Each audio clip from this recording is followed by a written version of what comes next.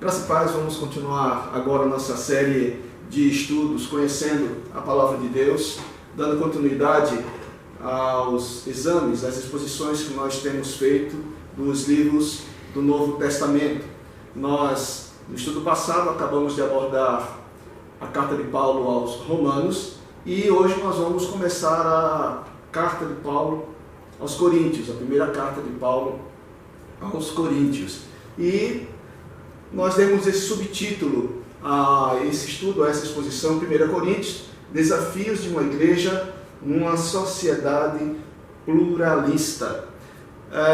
Na verdade, nós vamos entrar um pouquinho mais detidamente nesse aspecto do subtítulo, porque hoje o que nós vamos fazer é apenas apresentar uma visão geral, uma visão introdutória, dar informações introdutórias sobre a primeira carta de Paulo aos Coríntios e um pouquinho também, até em razão do contexto, nós vamos falar da segunda carta, mas vamos só mencionar alguns textos ou algumas referências a ela. O nosso foco será aqui a primeira carta de Paulo aos Coríntios. E nós vamos começar esse nosso estudo examinando o versículo de referência, que é 1 Coríntios capítulo 6, versículo de número 12.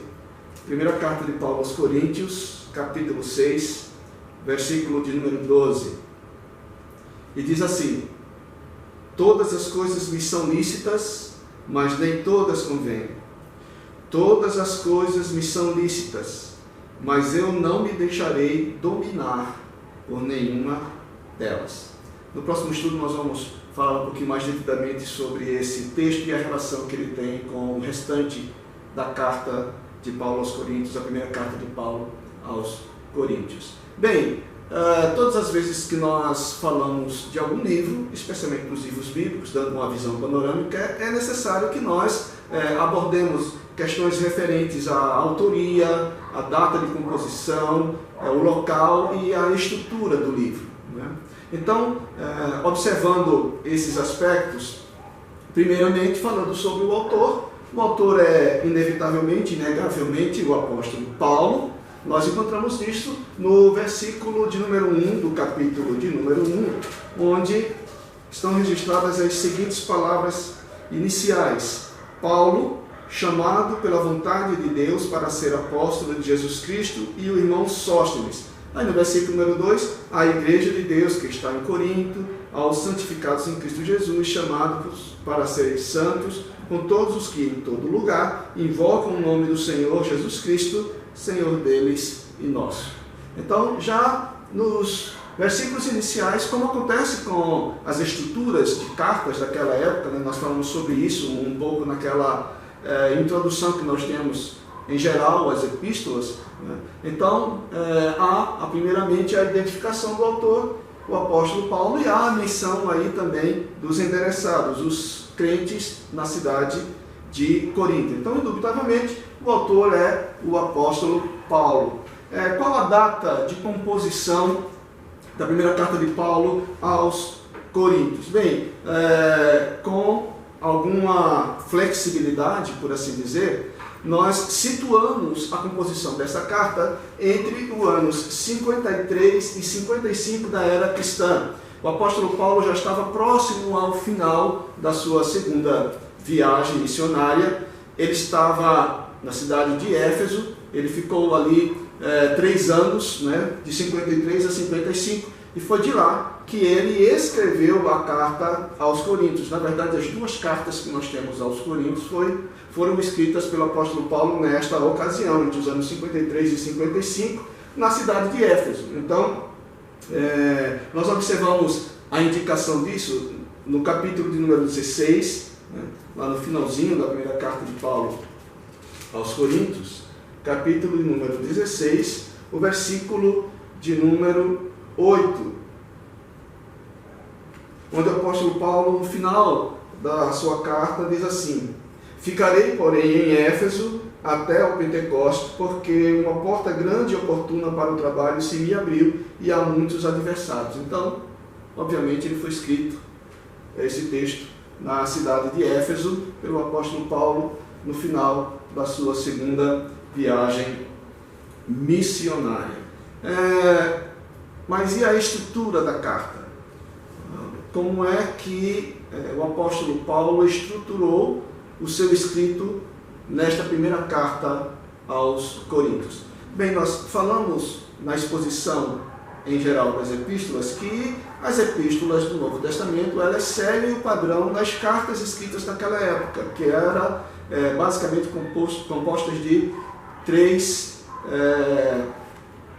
partes, né? Na primeira vinha a introdução, que era composta pela apresentação do escritor, o nome dos endereçados, um voto de saudação, uma oração. Então, isto compunha a parte introdutória. Logo a seguir vem a segunda parte de uma epístola, que nós chamamos comumente de corpo da epístola. E como naquela ocasião falamos, é no corpo da epístola que é apresentada toda a discussão, é apresentado todo o assunto daquela carta, né? Por que aquela carta foi escrita, o que é que visava o autor quando escreveu aquela carta, quais os assuntos que ele queria tratar. E vem a parte final, que alguns chamam de saudação final, outros chamam de conclusão, né? E na saudação final havia novamente mais os votos, né, de saudação, a menção, saúda-vos fulano de tal, né? E geralmente também ao finalzinho uma bênção, né? um voto de bênçãos da parte de Deus para os leitores. Então, essa era uma estrutura comum das epístolas, e a primeira carta de Paulo aos Coríntios não foge deste esquema, não foge dessa estrutura. Então, vamos lá. Primeiramente, nós temos a introdução. Na primeira carta, a introdução vai dos versículos de números 1 a 9 do capítulo de número 1. Então, nesses versículos nós encontramos a introdução, todos os elementos constantes de uma introdução epistolar. Logo a seguir vem então o corpo da epístola.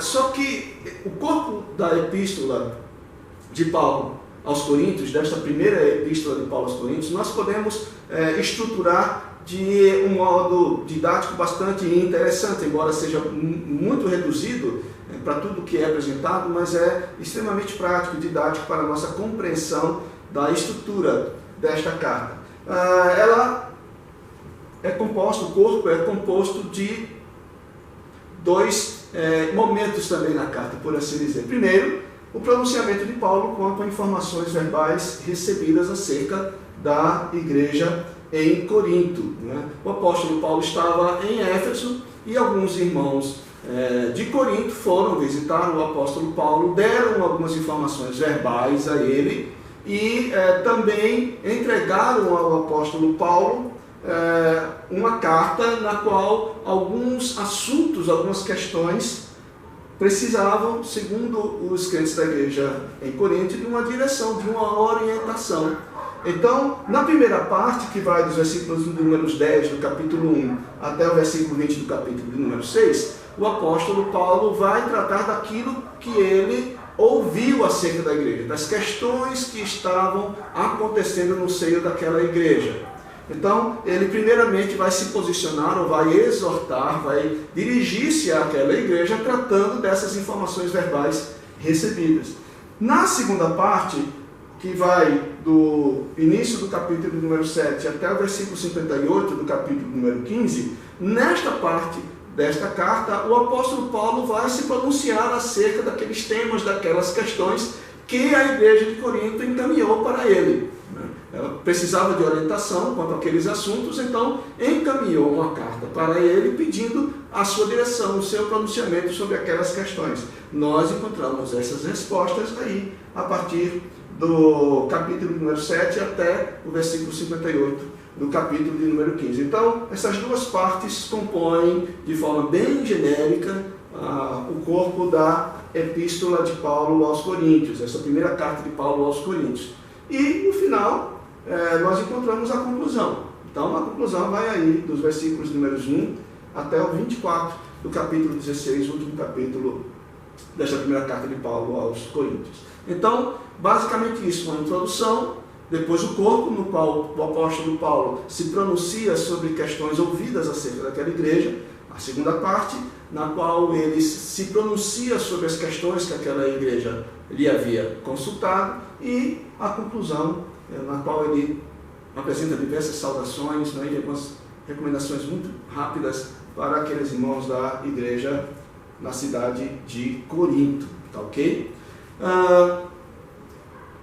Sabendo disso, vamos passar para algumas informações gerais que podem nos ser úteis quando nós estudamos ou ao nós lermos esta primeira carta de Paulo aos Coríntios. Essas informações, elas formam uma base referencial para que nós entendamos a dinâmica da carta e as questões que ali são tratadas. Bom, primeiramente nós vamos falar sobre a cidade de Corinto, e é importante isso para o nosso estudo, né? Quais eram as marcas da cidade de Corinto? Bom, primeiramente, Corinto ficava na parte sul da Grécia, na beira de um istmo, né, na região da Acaia. Então ficava no sul da Grécia, e ela era, Corinto, a capital desta província romana denominada de Acaia. A cidade era uma cidade portuária, tinha um intenso intercâmbio comercial e também social, e era famosa pelo seu ativo comércio, mas também por sua riqueza. Era exatamente naquele ponto da cidade de Corinto que uma espécie de atalho era feito do mar Mediterrâneo para o mar Egeu. Então, era a parte mais estreita, o istmo, né? A parte mais estreita entre duas porções de terra, e então ali naquele istmo, alguns navios vinham, aportavam do lado de lá, passavam as mercadorias por meio de caminho terrestre até a outra ponta deste istmo, até a outra margem, onde ficava Corinto, e dali os navios levavam para outras regiões. Basicamente, quase todo o comércio de Roma com a região leste passava pela cidade de Corinto. Portanto, ela fomentava uma atividade muito grande comercial, um intercâmbio cultural muito grande, porque vinham pessoas de todo lugar, marinheiros, navegantes de diversas regiões. Era uma cidade onde, por causa da sua localização, o comércio da capital, né, de todo o império passava por ali. Então era uma cidade que proporcionava certos luxos e riqueza para as pessoas que para lá fossem desejando trabalhar, construir uma vida financeira bem posta. Então se dirigiam também para Corinto. Corinto era uma cidade famosa nesse sentido. Mas infelizmente há uma outra causa de fama para a cidade de Corinto, que era decorrente exatamente desta interação cultural, desta intensa atividade comercial, uma cidade portuária. Era como vinha muita gente para aquele lugar também, havia muita manifestação religiosa dos diversos povos que por ali passavam. Então, o outro elemento é que Corinto também era uma cidade conhecida pela imoralidade sexual e pela prostituição comercial, né? Mulheres que viviam e sobreviviam da prostituição, mas também a prostituição religiosa. Havia templos, centros religiosos, onde uma das formas de adoração, né, era a prática de atividades sexuais. Então havia chamadas prostitutas e também prostitutos religiosos, né, que entregavam e davam-se à atividade sexual como uma espécie de culto. Então, um culto da fertilidade, né? Então, aqui nós encontramos essa característica na cidade de Corinto, e que é também uma marca que vai afetar bastante a compreensão e a prática da igreja de Corinto com relação a essa promiscuidade sexual. Tá? Também elementos no que diz respeito à idolatria, ao culto, também são tratados na carta de Paulo, nessa carta de Paulo aos Coríntios. Então, essas questões ou o conhecimento desses aspectos, claro que não se resumia a isso, mas o conhecimento desses aspectos nos ajuda a entender alguns dilemas e algumas questões que aquela igreja estava enfrentando e que pediu o pronunciamento do apóstolo Paulo. Algo também que nós precisamos nos lembrar. Bom, aquelas eram marcas da cidade de Corinto. E como foi o trabalho do apóstolo Paulo em Corinto? Qual a relação de Paulo com a igreja em Corinto? Primeiramente, é importante nós lembrarmos que de uma forma diferente da que nós encontramos no relacionamento de Paulo com a igreja em Roma, que foi o nosso estudo passado, Paulo não era conhecido de toda a igreja cristã de Roma. Não é? Algumas pessoas conheciam o apóstolo Paulo, mas não todas. Não é? E isso ele deixa claro naquela epístola. Nesta epístola ocorre exatamente o contrário. Foi o apóstolo Paulo que fundou aquela igreja. Né? E as pessoas que compunham a igreja conheciam muito bem o apóstolo Paulo. Então ele era o fundador daquela comunidade e era também muito bem conhecido pelos membros que compunham aquela igreja. Foi ali que ele conheceu Áquila e Priscila. Áquila e Priscila já haviam chegado a Corinto antes do apóstolo Paulo, e com eles, ou talvez um pouco antes, melhor dizendo, com eles realmente veio o Apolo. Não é? Apolo ouviu a mensagem, ele se converteu e ele foi inicialmente discipulado por Áquila e Priscila. Então, Áquila e Priscila já estavam na cidade de Corinto, Apolo já estava ou já havia passado por lá quando Paulo chegou a Corinto. E assim como ele fazia normalmente nas cidades daquela época, o primeiro lugar para o qual ele se dirigia para pregar o Evangelho, para anunciar Jesus Cristo, eram as sinagogas. O mundo judeu estava também imerso em toda aquela região. Em praticamente toda a cidade havia uma sinagoga. Então, o apóstolo Paulo, era o seu hábito, toda vez que ele chegava num lugar, o primeiro lugar para o qual ele se dirigia para compartilhar as Escrituras eram as sinagogas.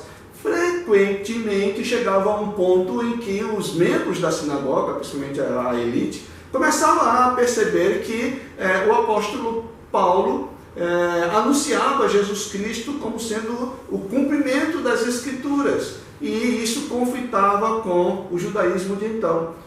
Então chegava um momento no qual o apóstolo Paulo era ou hostilizado, ou era expulso da cidade. Né? No caso de Corinto, ele foi hostilizado pela liderança da sinagoga, e ele então deixou de reunir lá e anunciou isso para eles: olha, eu anunciei para vocês, vocês não quiseram ouvir, agora eu vou anunciar aos gentios. E o apóstolo Paulo deixou de ensinar e de pregar na sinagoga, e ele foi exatamente para a casa vizinha, na sinagoga. Então, enquanto os judeus, né, os integrantes do judaísmo, se reuniam na sinagoga, o apóstolo Paulo estava na casa ao lado, pregando o Evangelho do Senhor Jesus Cristo e discipulando pessoas. Nós encontramos a narrativa disso no capítulo número 18 de Atos, capítulo 18, versículo número 2. Nesse capítulo há um relato bastante claro ali do início do trabalho do apóstolo Paulo na cidade de Corinto e como aquela igreja foi formada. No que diz respeito ao relacionamento de Paulo com a igreja de Corinto, nós já mencionamos. Foi ele que fundou e ele era bastante conhecido pelas pessoas de lá. Mas o apóstolo tinha um ministério itinerante, então ele viajava por diversas cidades, por diversas regiões, pregando o Evangelho. Então, qual era a prática do apóstolo Paulo? Ele ia, fundava uma igreja, estruturava inicialmente aquela igreja na doutrina, depois ele seguia e ia anunciar o Evangelho em outro local. As cartas foram produzidas nessas viagens. Paulo então se reportava às igrejas pelas quais ele havia passado. Então foram essas situações que geraram aquelas que são hoje as epístolas que nós temos na palavra de Deus. Qual foi a dinâmica das cartas ou da correspondência entre Paulo e os coríntios? E é importante nós observarmos isso, tá bom? Eu gostaria que prestasse bastante atenção para que ficasse bastante clara essa questão. Primeiro, Paulo manteve, né, uma intensa atividade epistolar, né, de comunicação por meio de cartas com a igreja em Corinto. E nos próprios textos de primeira e segunda carta de Paulo aos Coríntios que nós temos na Bíblia, isso é evidenciado. Tá bom? Então vamos lá, vamos observar o seguinte. Primeiro, em 1 Coríntios 5,9, Paulo faz referência a uma carta escrita por ele anteriormente. Então, vamos dar uma olhadinha aí. 1 Coríntios, capítulo número 5, versículo de número 9. Nós encontramos Paulo dizendo o seguinte: já em carta vos escrevi que não vos associeis com os impuros. Então, nós temos o apóstolo Paulo mencionando aqui uma carta que ele havia escrito anteriormente. Tá bom? Então, quando Paulo escreveu esta, que nós temos como primeira carta dele aos Coríntios, é uma sequência, uma outra carta, né, que não uma primeira que ele já havia escrito. Então, ele já havia escrito uma carta para os irmãos lá da igreja em Corinto. Depois que ele escreve esta carta, os irmãos em Corinto, então, escrevem uma carta para o apóstolo Paulo, apresentando aquelas questões às quais eu fiz referência quando eu mencionei o corpo da epístola. Então, eles escreveram em razão da necessidade de compreender, de se posicionar frente a diversos assuntos. Então, eles escreveram ao apóstolo Paulo e pediram o pronunciamento dele. Então, escreveram para Paulo, e aí o que nós temos aqui é que Paulo responde aos coríntios. Essa segunda carta que ele escreveu, uma carta em resposta à consulta que os coríntios fez, que é a nossa primeira carta de Paulo aos coríntios. Então, peraí, mas como é que está a primeira carta aos coríntios, se na verdade ela seria, neste caso, a segunda? É porque ela é a primeira considerada como canônica. Nós não temos aquela primeira carta que Paulo escreveu. Também não temos a carta que os coríntios escreveram para Paulo. Esse documento se perdeu. Né? O que nós temos é esta carta, que nós chamamos de 1 Coríntios, que faz menção a uma carta anterior e na qual o apóstolo Paulo responde às perguntas e às questões que os coríntios apresentaram a ele na carta que lhe enviaram. Tá bom? Então é chamada de 1 Coríntios porque é a primeira carta que compõe, aos coríntios, que compõe o cânon do Novo Testamento. Ela não é a primeira na cronologia, na sequência cronológica, mas ela é a primeira no sentido canônico. Então, vamos lá.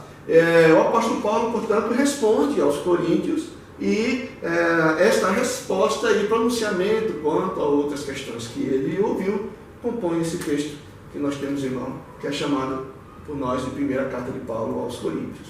Aí vem uma coisa interessante. Paulo escreve uma terceira carta, cronologicamente falando, ele escreve uma terceira carta aos coríntios. Essa carta é denominada por alguns estudiosos de carta dolorosa, né? E Paulo faz menção a esta carta nesse trecho aqui, nesses dois trechos da segunda carta dele aos coríntios. Por exemplo, segunda carta dele aos coríntios, capítulo número 2, versículo de número 3, nós encontramos assim: e isto escrevi para que, quando for, não tenha tristeza da parte daqueles que deveriam alegrar-me, confiando em todos vós de que a minha alegria é também a vossa. Mas observemos também o capítulo 7, versículo de número 8.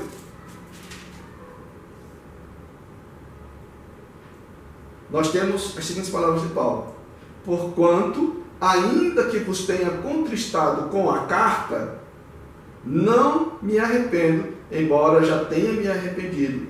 Vejo que aquela carta vos contristou por breve tempo. Então, na segunda carta, ele faz menção a uma outra carta que ele escreveu, que não é 1 Coríntios, que nós temos como 1 Coríntios.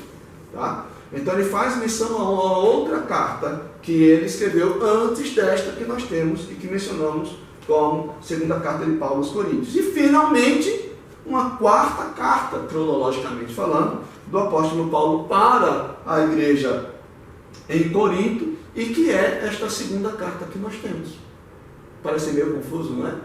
Mas esta é a sequência de comunicações que o apóstolo Paulo manteve, a dinâmica epistolar, a dinâmica de cartas e de escritos que o apóstolo Paulo manteve com a igreja de Corinto. Bem, isso significa que foram somente essas cartas que o apóstolo Paulo escreveu outros? Não, ele pode ter escrito outras. Não é? Estas menções que nós encontramos no texto bíblico, essas evidências, são as evidências que nós encontramos no texto. O apóstolo Paulo certamente pode ter escrito outras cartas que também se perderam na história e que não eram, segundo o propósito de Deus, textos canônicos, né? Revelacionais nesse sentido. Então cremos que essas duas, que na verdade eram a segunda carta de Paulo aos Coríntios, cronologicamente falando, e a quarta carta de Paulo aos Coríntios, são os nossos 1º e 2 Coríntios, tá bom? Que são os textos canônicos. Então, esta é a razão porque cronologicamente elas diferem da denominação que lhes foi dada, tá bom?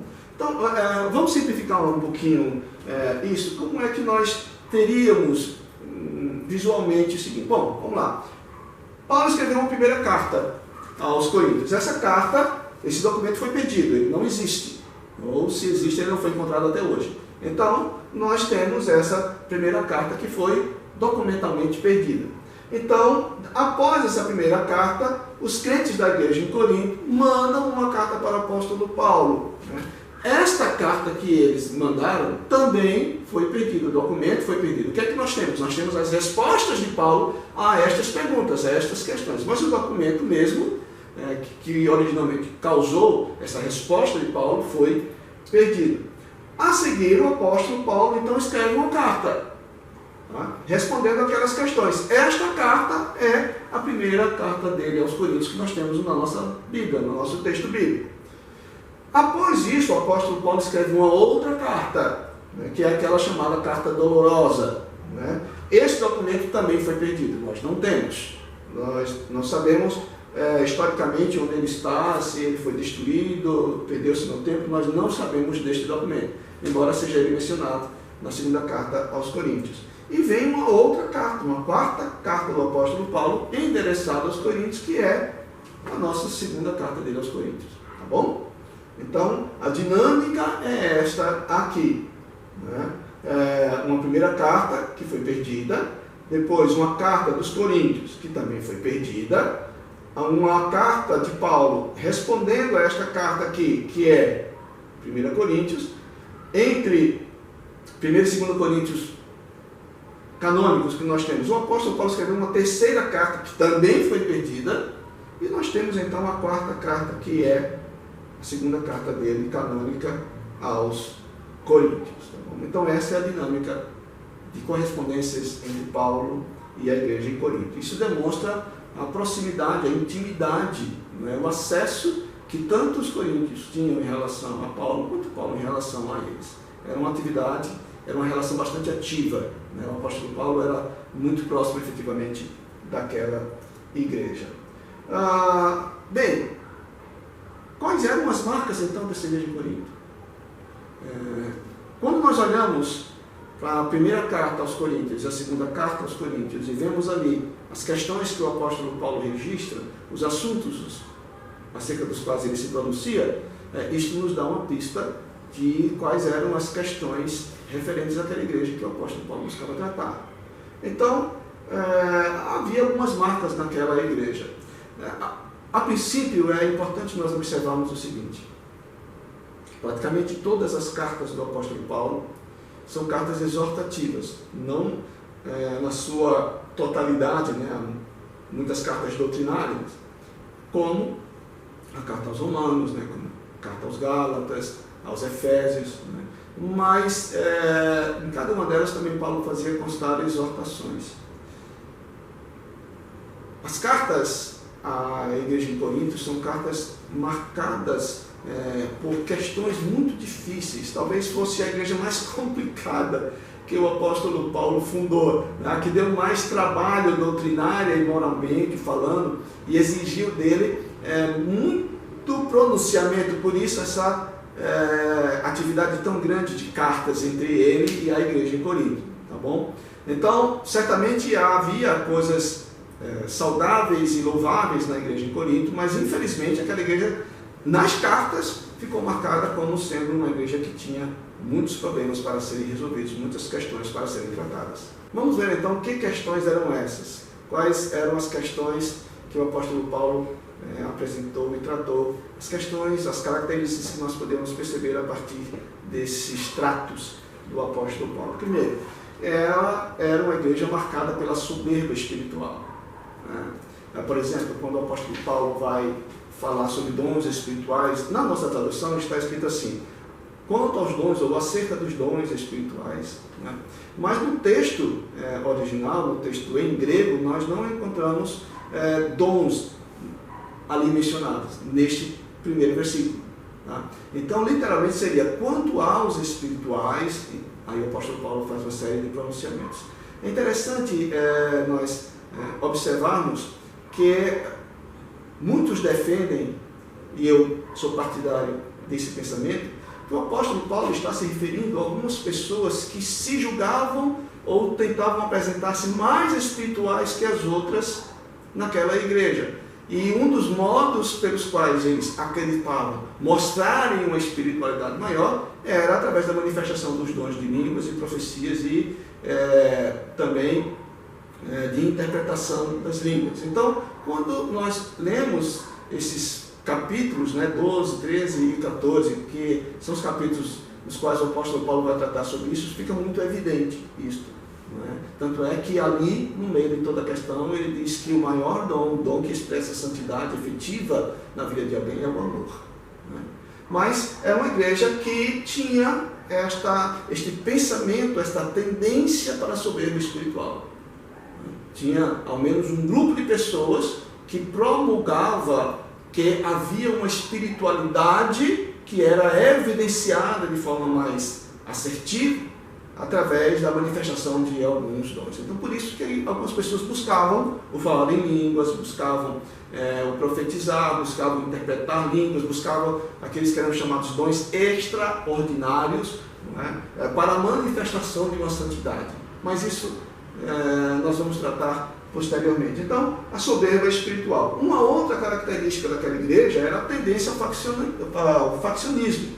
Era uma igreja marcada por facções. Nós encontramos isso já no primeiro capítulo, onde o apóstolo Paulo repreende aquela igreja pelo fato de um dizer: eu sou de Paulo, outro eu de Apolo, outro sou de Pedro, outro sou de Cristo.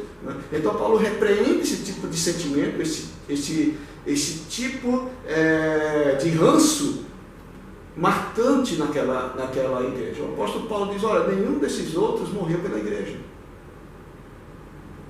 Cristo morreu pela igreja. Então ele derruba essa separação, ele procura derrubar esse sentimento faccioso em torno de homens, em torno de preferências espirituais, em torno da consequência desta soberba espiritual. Cada um que se julgava mais espiritual escolhia um líder que fosse o caracterizador daquele grupo. Então, uns gostavam da pregação de Paulo, outros gostavam do apóstolo Paulo, que era missionário, doutrinador, outro de Pedro, que era apóstolo direto de Jesus Cristo, e por aí vai. Então, essa tendência a facções, a seccionamento em grupos, em facções do corpo de Cristo, da igreja local. Uma outra característica, o individualismo exacerbado. Cada um queria defender o que era seu. Cada um tinha a intenção, a disposição para tratar e exigir o que ele achava que lhe pertencia. Então isso era algo marcante, esse individualismo na vida daquelas pessoas. Então, esse individualismo, dentre outras coisas, levava à desconsideração dos padrões éticos que a nova vida em Cristo exigia. Então, individualismo exacerbado. Outra característica, lassidão moral. Era uma liberdade moral muito grande. E nós encontramos isso de forma muito bem expressa na primeira carta aos Coríntios. O apóstolo Paulo se pronuncia muito sobre isto, e especialmente sobre a questão de um jovem, alguém ali está envolvido com a esposa do seu pai, que não é sua mãe. Não é? Então, havia essa lassidão moral, essa frouxidão moral. Não é? E essa frouxidão moral era decorrente da cultura da cidade. Então, algumas pessoas que haviam se convertido do paganismo, né, para o cristianismo, algumas ainda trouxeram aquele tipo de sentimento, de pensamento que tinha lá fora. Né? E o apóstolo Paulo, então, vai se pronunciar sobre isso. Outra característica, a procrastinação disciplinar. Procrastinar significa ir deixando para frente, deixando para frente, deixando para frente. Né? Então, aquela igreja era muito lenta para aplicar a disciplina. Né? Ela deixava algumas coisas passar. Não é que ela dizia, não, nós vamos tratar disso depois. Não, simplesmente deixava acontecer. Né? Então, o apóstolo Paulo vai tratar também sobre isso. E essa é uma característica daquela igreja. Ora, se há uma procrastinação disciplinar dentro de um ambiente de lassidão moral, a coisa desanda. Né? Então, o apóstolo Paulo vai também tratar sobre isso, sobre a disciplina de alguns membros naquela igreja. E a reticência na santificação. O que isso significa? Significa que, tal qual havia a procrastinação disciplinar, uma vez que não havia disciplina e havia a lassidão moral, então aquele povo, a princípio, não era um povo muito afeito a questões de desenvolvimento da santificação, ou seja, deixava isso para depois, não levavam muito a sério os princípios de santificação que devem marcar as pessoas que têm uma nova vida em Cristo Jesus. Se alguém está em Cristo, é nova criatura. Né? Então, deve ser, o cristão ele deve se despir do velho homem, se revestir do novo homem. Então, nós encontramos isso nesta carta que o apóstolo Paulo escreve. Esse é um dos assuntos acerca dos quais ele vai fazer pronunciamento. Então, essas eram algumas características da igreja em Corinto. E nós observamos essas características em razão dos temas e das coisas que o apóstolo Paulo trata e apresenta nesta primeira carta que nós temos no texto bíblico.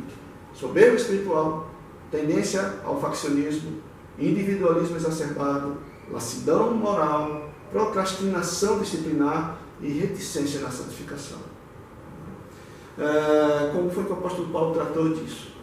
Como ele disse que a igreja deveria se pronunciar ou se posicionar, melhor dizendo, com relação a essas questões? Quais foram os princípios estabelecidos pelo apóstolo Paulo, respondendo ou tratando de cada uma dessas questões? Nada melhor do que ler o texto. Tá? Então, quando nós lemos o texto, sabendo de todas essas questões, nós, então, começamos a observar e a entender o que o apóstolo Paulo diz e por que ele está dizendo aquilo. Então, o melhor é ler o texto bíblico. Mas, no nosso próximo estudo, nós vamos fazer exatamente isso. Nós vamos apresentar os assuntos que o apóstolo Paulo tratou e como ele orientou a igreja a se posicionar em cada um daqueles assuntos. Do mesmo modo como nós fizemos com a carta aos Romanos, nós vamos fazer então com esta primeira carta de Paulo aos Coríntios. Hoje, portanto, foram informações gerais, eu apresentei uma visão panorâmica. No nosso próximo estudo, nós vamos então vamos observar os textos bíblicos e tratar dos princípios que o apóstolo Paulo estabeleceu, princípios orientadores para a vida daquela igreja. Apesar de todas essas questões, às vezes nós olhamos assim, mas como uma igreja apresenta todas estas falhas, né? É compreensível, irmãos. Não estou dizendo que é aceitável, estou dizendo que é compreensível o que aquela igreja estava vivendo diante da pressão e da cultura do ambiente daquela época. Ok? Então, aquela igreja enfrentava desafios. E nesse aspecto, a primeira, a segunda carta de Paulo aos Coríntios é muito prático. Ele está tratando de coisas práticas, de coisas do dia a dia daquela igreja. E quando nós lemos esse texto, ele apresenta essa praticidade, né? Essa proximidade. Não é uma teologia, não é apresentada uma teologia baseada em suposições. Não, o apóstolo Paulo está tratando da vida prática daquela igreja. Então nós temos muito o que aprender quando tratarmos desses assuntos e vermos as orientações que o Espírito Santo estabeleceu para aquela igreja através do apóstolo Paulo e que são válidas para as igrejas em todo o tempo, portanto para a nossa igreja também. Isso nós vamos tratar no nosso próximo estudo. Deus abençoe a todos e até o nosso próximo encontro.